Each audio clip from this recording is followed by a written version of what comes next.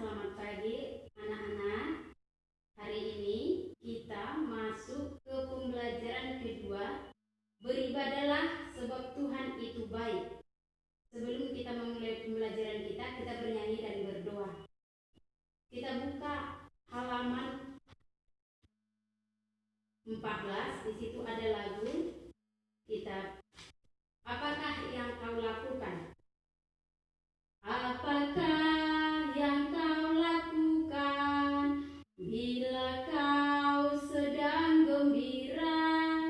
Apakah yang kau nyatakan bila duka mencekam? Janganlah engkau terlena rasa riang memabukkan, atau larut dalam duka ketika datang cobaan. Kini hitung berkat Tuhan yang berlimpah tak terkira. Meskipun dalam cobaan, ucap syukur padanya. Mari kita berdoa. Tuhan Yesus, terima kasih Bapa yang baik buat kesempatan ini. Kami boleh bertemu lagi di dalam pembelajaran kedua. Biarpun Tuhan lewat YouTube, biarlah Tuhan Engkau menjamah hati dan pikiran anak-anak kami, supaya mereka mengerti pembelajaran yang kami sampaikan. Di dalam nama Tuhan Yesus kami berdoa dan mengucap syukur. Amin. Baiklah, sekarang kita lanjutkan pembelajaran kita, yaitu beribadahlah sebab Tuhan itu baik. Sebagai pengantar dalam pembelajaran kita ini, Ibu akan membuat sebuah cerita, yaitu tentang Tuhan selalu merencanakan yang baik. Ada seorang pria yang berlayar dan kapal yang ditumpanginya ini mengalami kecelakaan dan dia terdampar di sebuah pulau. Pulau tersebut hanya ditumbuhi tanaman. Sang pria yang selamat percaya bahwa ini adalah keajaiban, walaupun dia tahu bahwa ribuan kilometer koran dan televisi mengabarkan bahwa tidak ada korban yang selamat dari musibah tersebut. Beberapa helikopter terbang di atas pulau, tetapi pria itu terlalu kecil untuk dilihat dari langit. Sia-sia usahanya berteriak atau melompat-lompat sambil melambaikan tangan. Sang pria tidak patah semangat. Dia percaya bahwa suatu saat dia akan bertemu kembali dengan keluarganya. Berminggu-minggu sang pria membiasakan diri hidup seorang diri di pulau tersebut. Dia hanya makan buah dan rumput yang ada di pulau tersebut. Bulan berganti bulan, kulit pria itu sudah semakin menghitam. Janggutnya sudah tumbuh, rambutnya semakin panjang. Hingga pada suatu hari, pria ini membuat gubuk yang terbuat dari rumput-rumput. Dan di dalam gubuk inilah pria itu mempertahankan kehidupannya. Dan pada suatu hari, panas matahari membuat api mudah memercik dari ranting dan kayu yang bergesekan, dan pondok kayu kecil yang dibangun pria itu habis terbakar. Sang pria menangis menjadi-jadi. Semangatnya pun mulai luntur. Dia mulai menyalahkan Tuhan. Mengapa kau beri cobaan seberat ini kepada aku? Kata pria itu sambil menangis. Bukan hal yang mudah menjalani hidup seorang diri di pulau ini. Sang pria merindukan istri dan anak-anaknya. Mungkin istri dan anak-anaknya berpikir bahwa ayah mereka sudah meninggal. Kesabaran sang pria habis saat pondok yang dia bangun dengan susah payah habis terbakar. Dia berkata, Tuhan sangat jahat. Tuhan memberikan cobaan yang berat kepada saya. Dia berkata seperti itu. Saat meratapi pondok yang terbakar, tiba-tiba ada suara helikopter yang mendekat. Makin lama makin kencang dan mendarat di pulau tersebut. Dua orang pria turun dari helikopter dan langsung menghampiri sang pria. Pria dengan tubuh tak terawat itu langsung menangis. Akhirnya bantuan datang. Doanya setiap malam akhirnya terkabul.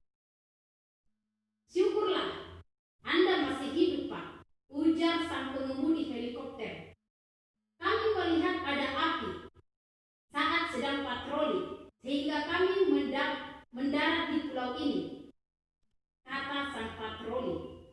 Sang pria langsung menangis. Dia menyesal sudah menuduh Tuhan sangat kejam. Api yang berasal dari pondok yang terbakar adalah sinyal bagi helikopter untuk mendarat. Seandainya pondok itu tidak terbakar, kemungkinan dia tidak akan pernah bertemu keluarganya. Akhirnya sang pria pulang ke rumah dan menjadi orang yang selalu bersyukur. Musibah apapun yang kita hadapi, kita percaya bahwa rencana Tuhanlah yang terbaik. Baiklah, itulah sebagai cerita pengantar bagi kita dalam pembelajaran kita. Beribadahlah sebab Tuhan itu baik. Sebagai pendalaman materi, kita buka Ulangan 10 ayat 12 sampai 22. Boleh dibaca di rumah. Ulangan 10 ayat 12 sampai 22. Kamu akan menemukan perintah Tuhan tentang ibadah. Dikatakan di dalam Ulangan 10 ayat 12 sampai 22 bahwa beribadahlah kepada Tuhan Allahmu dengan segenap hatimu dan dengan segenap jiwamu. Arti dari perintah Tuhan ini adalah kalau kamu sungguh-sungguh mengasihi Tuhan, kamu akan merasa rindu padanya dan akan terus mencari Dia sampai kemanapun. Nah, wujud nyata kasih dan pencarianmu akan Tuhan itu diwujudkan dalam ibadah. Dan nanti setelah ibadah dalam arti kebaktian, kamu akan melanjutkan ibadah tersebut dalam pernyataan nyata, yakni mengasihi Allah dan sesama ciptaan Tuhan dalam kehidupan sehari-hari. Sebagaimana Tuhan mengasihi kita manusia, demikian kita mempraktikkan ibadah kita itu kepada sesama kita. Dan kita juga lihat Mazmur 100. Nanti kamu baca Mazmur 100 atau kamu langsung buka Alkitab kamu, Mazmur 100. Di sana kamu juga akan menemukan alasan mengapa orang Kristen perlu beribadah. Penulis Mazmur memuji Tuhan Allah karena kita selalu dianggap sebagai milik Allah yang selalu dipelihara dengan baik. Kita seperti domba-domba yang dirawat oleh gembala dengan segenap kekuatannya. Gembala yang baik itu tidak pernah membiarkan kecelakaan atau hal buruk terjadi kepada domba peliharaannya. Nah, demikian juga bahwa Allah mengasihi kita seperti seorang gembala akan menjaga domba-dombanya. Karena itu, apa yang dapat manusia lakukan adalah beribadah karena kebaikan Tuhan.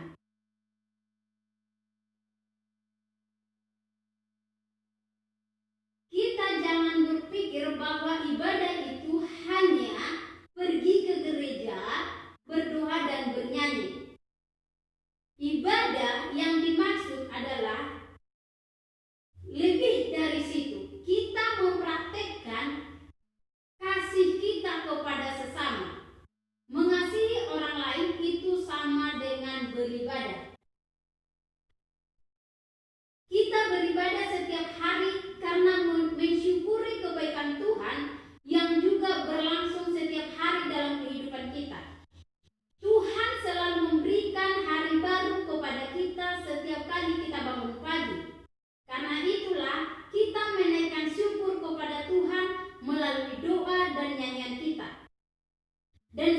yang gemar beribadah serta bersyukur akan menjadi karakter baik dalam kehidupan kita. Jika kita membiasakan ibadah kita, maka akan tertanam karakter-karakter yang baik di dalam hidup kita. Tetapi ingat, kamu perlu menghayati alasan dan tujuanmu beribadah setiap hari di hadapan Tuhan, agar ibadah yang kamu lakukan tidak sekedar menjadi rutinitas tanpa memiliki arti. Jadi ibadah itu harus kita terapkan dalam kehidupan kita sehari-hari. Kita dekat dengan Tuhan seperti teman yang sama-sama bekerja melakukan perbuatan baik. Lebih lanjut lagi kita akan belajar unsur-unsur ibadah dalam ibadah Kristen. Unsur-unsur dalam ibadah Kristen. Yang pertama adalah doa. Doa adalah ungkapan hati manusia dalam kata-kata, tetapi dapat juga dalam bentuk nyanyian. Melalui doa, kita mengucap syukur kepada Tuhan atas kebaikan Tuhan. Inilah yang disebut doa syukur, mengucap syukur atas kebaikan Tuhan. Yang berikutnya, yang nomor 2 adalah nyanyian. Nyanyian adalah ciri-ciri yang paling mudah dilihat dalam ibadah Kristen. Melalui nyanyian, orang Kristen menyatakan banyak hal, misalnya pujian atau syukur kepada Tuhan. Dalam nyanyian juga kita mengungkapkan ada penyesalan, harapan, kesaksian tentang Tuhan. Dengan nyanyian, orang yang menyanyikannya dan mendengarkannya akan dapat memahami kebaikan Tuhan kepada manusia dan alam ciptaan Tuhan. Dan yang nomor 3 adalah pembacaan Alkitab dan khotbah. Itu unsur yang ketiga dalam ibadah Kristen. Unsur ini menolong kita melihat bagaimana Allah bekerja dalam kehidupan kita, mulai dari masa lampau, masa kini, dan masa depan. Para penulis Alkitab menuliskan pengalaman mereka dengan ilham Roh Kudus, sehingga umat Kristen di segala zaman dapat mengetahui cara Tuhan berkarya di dunia ini sejak bumi diciptakan hingga sekarang. Jadi, bacalah Alkitabmu setiap hari, karena lewat membaca Alkitab, kita akan semakin diberikan hikmat oleh Tuhan. Yang keempat, unsur ibadah di dalam ibadah Kristen adalah pengakuan iman. Pengakuan iman ini adalah unsur ibadah yang biasanya terdapat dalam kebaktian umum. Ada 3 macam pengakuan iman orang Kristen di seluruh dunia, yaitu yang pertama pengakuan iman rasuli, pengakuan iman Athanasius, dan pengakuan iman Nicea Konstantinopel. Tetapi yang paling sering diucapkan dalam kebaktian minggu adalah pengakuan iman rasuli. Ibu akan bacakan pengakuan iman rasuli. Pengakuan iman rasuli. Aku percaya kepada Allah, Bapa yang Maha Kuasa, Khalik langit dan bumi, dan kepada Yesus Kristus, Anaknya yang tunggal, Tuhan kita yang dikandung dari Roh Kudus, lahir dari anak darah Maria, yang menderita sengsara di bawah pemerintahan Pontius Pilatus, disalibkan, mati dan dikuburkan, turun ke dalam kerajaan maut, pada hari yang ketiga bangkit pula dari antara orang mati, naik ke surga, duduk di sebelah kanan Allah Bapa yang Maha Kuasa, dan dari sana ia akan datang untuk menghakimi orang yang hidup dan yang mati. Aku percaya kepada Roh Kudus, gereja yang kudus dan am, persekutuan orang kudus, pengampunan dosa, kebangkitan daging, dan hidup yang kekal. Amin. Pengakuan iman adalah wujud iman yang kita ucapkan tentang keyakinan atau kepercayaan kita sebagai orang Kristen sejak zaman dahulu sampai sekarang dan masa yang akan datang. Pengakuan iman diucapkan oleh orang Kristen di seluruh dunia, di mana saja, dan terlebih pada kebaktian hari Minggu. Nah, baiklah, itu pembelajaran kita hari ini. Sebagai tugas kamu boleh menuliskan tugasmu. Nomor 1, mengapa orang Kristen perlu beribadah? Boleh kamu pakai ayat Alkitab untuk mendukung jawabanmu. Nomor 2, apa saja bentuk ibadah Kristen yang kamu ketahui? Nomor 3, apa saja bentuk ibadah Kristen yang pernah kamu ikuti bersama teman atau keluarga? Itu sebagai tugasmu di rumah, dikerjakan dengan baik. Dan demikian pembelajaran kita, beribadahlah sebab Tuhan itu baik. Mari kita berdoa. Terima kasih Tuhan buat pembelajaran kami hari ini. Biarlah pembelajaran kami ini boleh kami praktekkan di dalam kehidupan kami. Terima kasih Tuhan, di dalam nama Tuhan Yesus Kristus kami berdoa dan mengucap syukur. Amin.